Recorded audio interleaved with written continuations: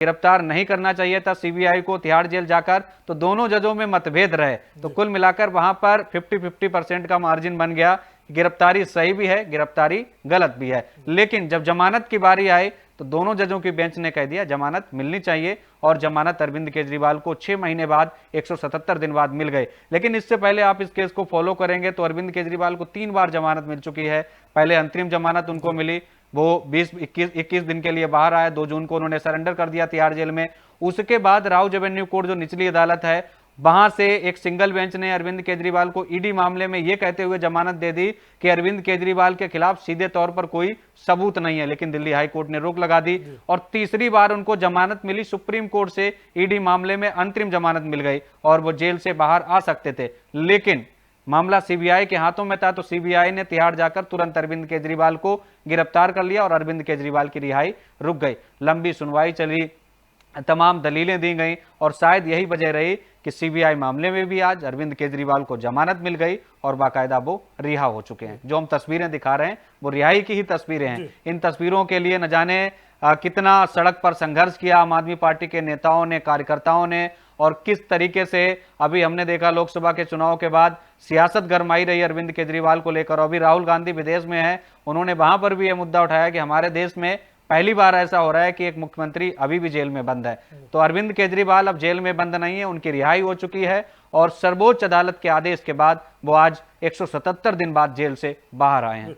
ਤਾਂ ਰਾਣੋ, ਜਿਸ ਤਰ੍ਹਾਂ ਅਰਵਿੰਦ ਕੇਜਰੀਵਾਲ ਹੋਰਾਂ ਦੀ ਗੱਲ ਕੀਤੀ ਜਾਵੇ, ਲੋਕ ਸਭਾ ਚੋਣਾਂ ਸੀਗੀਆਂ, ਉਸ ਮੌਕੇ ਜ਼ਮਾਨਤ ਦਿੱਤੀ ਗਈ ਤਾਂ ਜੋ ਪ੍ਰਚਾਰ ਕਰ ਸਕਣ। ਹੁਣ ਫਿਰ ਹਰਿਆਣਾ ਦੇ ਵਿੱਚ ਇਲੈਕਸ਼ਨ ਆ, ਹਰਿਆਣਾ ਤੇ ਲੱਗਦਾ ਕਿ ਇਸ ਚੀਜ਼ ਦਾ ਅਸਰ ਪੈ ਸਕਦਾ, ਜਾਂ ਜਿਸ ਤਰ੍ਹਾਂ ਤੁਸੀਂ ਕਿਹਾ ਕਿ ਰਾਹੁਲ ਗਾਂਧੀ ਜਿਹੜੇ ਅਮਰੀਕਾ ਦੇ ਵਿੱਚ ਜਾ ਕੇ ਬੋਲ ਕੇ ਆਏ ਆ, ਹਾਲਾਂਕਿ ਪਹਿਲਾਂ ਗੱਠਜੋੜ ਦੀਆਂ ਗੱਲਾਂ ਚੱਲ ਰਹੀਆਂ ਸਨ ਕਿ ਦੋਨਾਂ ਦਾ ਅਲਾਇੰਸ ਹੋ ਸਕਦਾ, ਤੇ ਉਹ नहीं होया।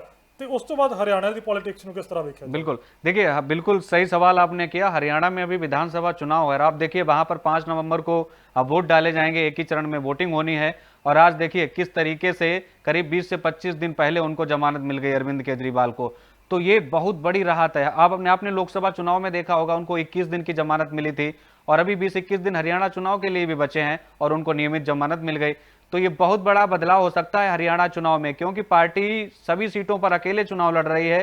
कांग्रेस से गठबंधन की बातें चल रही थी लेकिन गठबंधन नहीं बन पाया, टूट गया और वहां पर पार्टी अकेले दम पर चुनाव लड़ रही है। और एक चीज आप देखिए, अरविंद केजरीवाल हरियाणा से ही आते हैं। हर रैली में जब भी उनकी पत्नी जो सुनीता केजरीवाल हैं वो चुनावी हुंकार भरती हैं तो वो यही करती हैं कि आपके लाल, हरियाणा के लाल को बीजेपी वालों ने जेल भिजवा दिया, लेकिन हम डरने वाले नहीं हैं। तो हरियाणा से अरविंद केजरीवाल आते हैं, हरियाणा में चुनाव लगा हुआ है और अरविंद केजरीवाल का बाहर आना किसी संजीवनी बूटी से कम नहीं है पार्टी के लिए। तो अरविंद केजरीवाल वहां पर 1-2 दिन बाद जाहिर सी बात है वहां पर हुंकार भरते नजर आएंगे और ये बहुत बड़ी जीत है पार्टी के लिए, तमाम कार्यकर्ताओं के लिए, तमाम समर्थकों के लिए, क्योंकि अब कोई भी ऐसा नेता नहीं बचा है आम आदमी पार्टी का जो इस केस में जेल में बंद हो। आखिरी स्तंभ थे अरविंद केजरीवाल, पार्टी के राष्ट्रीय संयोजक भी हैं, उनकी रिहाई हो गई है। और एक चीज और है जगवंत यहां पर, वो ये है कि अरविंद केजरीवाल अगर अभी बाहर नहीं आते तो उनके लिए सियासी संकट बहुत ज्यादा बड़ा हो सकता था, क्योंकि हरियाणा में विधानसभा चुनाव है, दूसरी तरफ फरवरी में दिल्ली में भी विधानसभा चुनाव होना है जहां के वो मुख्यमंत्री हैं। और तीसरा बड़ा संकट रोड़ा ये हो सकता था, इधर बीजेपी ने राष्ट्रपति को पत्र लिख दिया है कि केजरीवाल सरकार को बर्खास्त कर दिया जाए। केजरीवाल जेल में है, फाइल पर साइन हो नहीं पाते हैं, सरकार चल नहीं पा रही, केंद्र की योजनाएं लागू नहीं हो पा रही दिल्ली में, तो उस पर भी गृह मंत्रालय का एक्शन होना अभी बाकी है। लेकिन इस बीच केजरीवाल बाहर आ गए तो वो सब सारी चीजें अब नहीं हो पाएंगी और ये रिहाई बहुत बड़ी जीत है आम आदमी पार्टी के लिए, जिसके लिए वो लगातार संघर्ष कर रहे थे। जिवें तुसीं कह रहे थे आखिरी स्तंभ है कि मतलब आखिरी ते सब तो वड्डे स्तंभ सीगे, मतलब विद इन पार्टी बहुत चीज़ां होंदियां, जो थोड़ा सुप्रीमो ही जेल दे विच होवे तां बाद विच कई बार पार्टी जो लीडरलैस हो जाती है वो तो बहुत चीज़ां हो जांदियां। जिस तरह तुसीं शिकायत की गल कीती है, सरकार भंग करन दी गल कीती गई सी, ते इस तो बाद लगदा कि एक पासे LG दिल्ली दे विच जो LG ने, दूसरे पासे अरविंद केजरीवाल। जिस तरह सुप्रीम कोर्ट ने भी कहा कि बिना LG की मंजूरी तो कोई साइन ना किया जाए, वो चीज़ां जिवें पहला कन्फ्लिक्ट रहिंदा सी LG वर्सिस दिल्ली गवर्नमेंट, वो चीज़ देखने को मिल सकती है और ये चीज़ां रिपीट हो सकती। बिल्कुल, देखिए LG वर्सेस दिल्ली मुख्यमंत्री तो पहले से चला रहा है, जब से केजरीवाल ने शपथ ली है तब से हम दिल्ली में देख रहे हैं लगातार LG वर्सेस मुख्यमंत्री, ये होता रहा है। और ये तो उस समय तो और ज्यादा हो गया था जब प्रधानमंत्री मोदी सत्ता में आए और उन्होंने यहाँ पर LG को सारे पावर दे दिए। यानी अरविंद केजरीवाल कहीं छोटा सा काम करने के लिए भी बाहर जाएंगे तो एलजी से पूछ कर ही जाएंगे। तो इसमें कुछ नया नहीं है, बस जमानत जब भी मिलती है किसी आरोपी को तो शर्तें तो लगती हैं, और अरविंद केजरीवाल तो मौजूदा मुख्यमंत्री हैं, उसी से तथाकथित शराब पॉलिसी जुड़ी हुई है, उसी हेरफेर का आरोप है, तो जाहिर सी बात है शर्तें तो ऐसी लगना तय हैं। लेकिन उससे बड़ी जीत है अरविंद केजरीवाल को जमानत मिलना।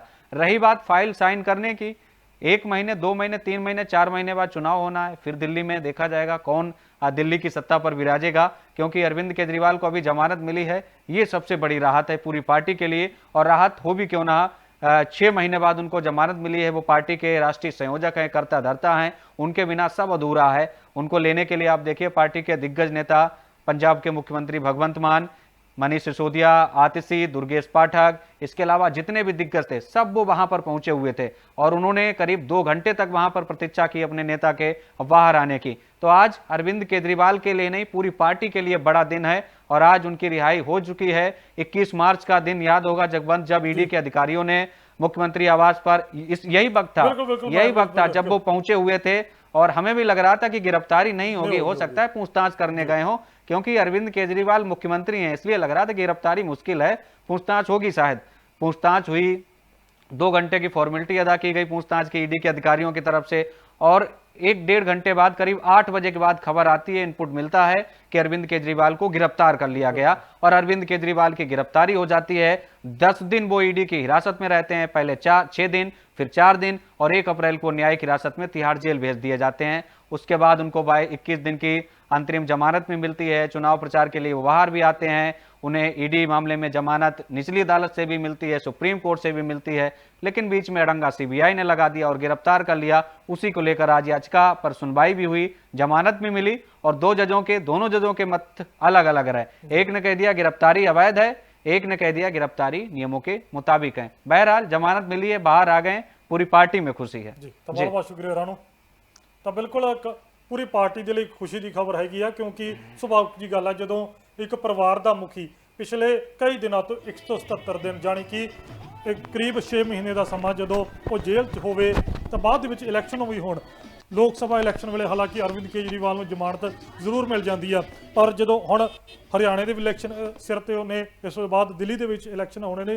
ਇਸ ਤੋਂ ਇਲਾਵਾ ਸਭ ਤੋਂ ਵੱਡੀ ਗੱਲ ਸੀ ਕਿ ਸਰਕਾਰ ਭੰਗ ਕਰਨ ਦੀਆਂ ਗੱਲਾਂ ਜਿਹੜੀਆਂ ਵਿਰੋਧੀ ਧਿਰਾਂ ਦੇ ਵੱਲੋਂ ਕੀਤੀਆਂ ਜਾ ਰਹੀਆਂ ਸਨ, ਪਰ ਉਸ ਸਮੇਂ ਦੇ ਵਿੱਚ ਜਦੋਂ ਪਾਰਟੀ ਦੇ ਸਭ ਤੋਂ ਸੁਪਰੀਮੋ ਨੂੰ ਜਦੋਂ ਜ਼ਮਾਨਤ ਮਿਲਦੀ ਆ, ਉਸ ਤੋਂ ਬਾਅਦ ਇਹ ਤੁਸੀਂ ਜਸ਼ਨ ਵੇਖ ਸਕਦੇ ਹੋ ਕਿ ਕਿਸ ਤਰ੍ਹਾਂ ਆਮ ਆਦਮੀ ਪਾਰਟੀ ਦੇ ਵਰਕਰਾਂ ਦੇ ਵੱਲੋਂ ਜਸ਼ਨ ਜਿਹੜਾ ਉਹ ਮਨਾਇਆ ਜਾ ਰਿਹਾ। ਦਿੱਲੀ ਦੀਆਂ ਸੜਕਾਂ ਦੇ ਉੱਪਰ ਤਾਂ ਰੋਡ ਸ਼ੋਅ ਜਿਹੜਾ ਕੱਢਿਆ ਜਾ ਰਿਹਾ, ਕਸ਼ਮੀਰੀ ਗੇਟ ਤੋਂ ਲੈ ਕੇ ਜੋ ਦਿੱਲੀ ਦੇ ਮੁੱਖ ਮੰਤਰੀ ਅਰਵਿੰਦ ਕੇਜਰੀਵਾਲ ਦਾ ਘਰ ਹੈਗਾ, ਉੱਥੋਂ ਤੱਕ ਇਹ ਰੋਡ ਸ਼ੋਅ ਕੱਢਿਆ ਜਾਵੇਗਾ। ਦੇਖ ਸਕਦੇ ਹੋ ਕਿ ਪਿੱਛੇ ਜਿਹੜੇ ਪਟਾਕੇ ਚੱਲਦੇ ਹੋਏ ਦਿਖਾਈ ਦੇ ਰਹੇ ਨੇ, ਤਾਂ ਇਹਨਾਂ ਤਸਵੀਰਾਂ ਤੋਂ ਹੀ ਅੰਦਾਜ਼ਾ ਲੱਗ ਸਕਦਾ ਕਿ ਕਿੰਨਾ ਜਿਹੜਾ ਜਸ਼ਨ ਉਹਨਾਂ ਦੇ ਵੱਲੋਂ ਬਣਾਇਆ ਜਾ ਰਿਹਾ।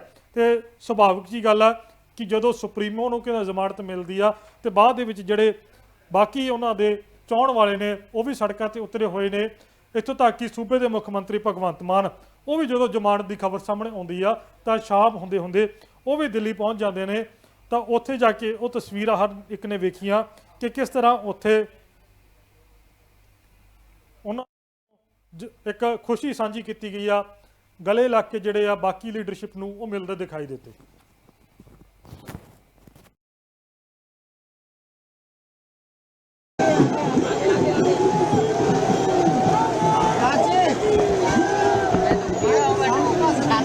रुक जा अभी ऐसे रहने दो, जैसे बोलूंगा वैसे रुक जा। अभी यार ये छाता लेके आगे बीच में